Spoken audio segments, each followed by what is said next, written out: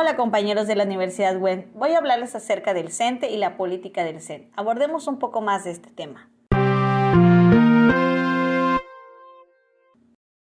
El Sindicato Nacional de Trabajadores de la Educación, CENTE, fue formado en 1943 por diversos grupos de trabajadores de la educación, tanto administrativos como docentes, que poco a poco fueron conformando las bases y las condiciones cubriendo las necesidades básicas para la creación de un nuevo organismo donde tenía la finalidad de dignificar las condiciones necesarias para la educación de nuestro país.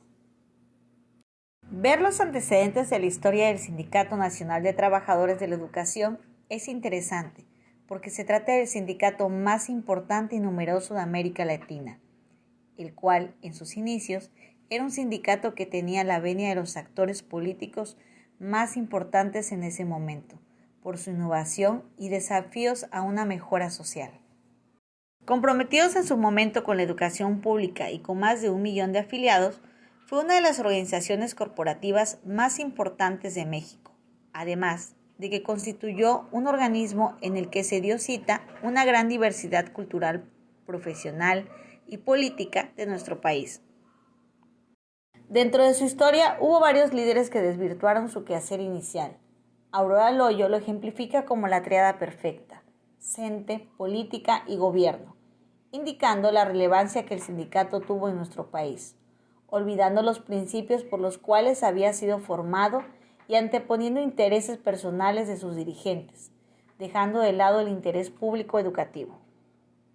Es importante recordar que los integrantes del CENTE, al percatarse de la corrupción de sus líderes y ante sus crecientes necesidades económicas y las de sus familias, en 1979 se dio la creación de la Coordinadora Nacional de Trabajadores de la Educación, CENTE, siendo esta no un sindicato, sino una organización de trabajadores de la educación libres que luchan por mejorar sus prestaciones laborales y económicas, y que, al igual que toda organización independiente, se pretenden cooptar por los gobiernos para tener sobre ellas algún control, como los de Oaxaca, Guerrero, Michoacán y Veracruz, en donde el CENTE tiene un gran poder económico, pero sobre todo político.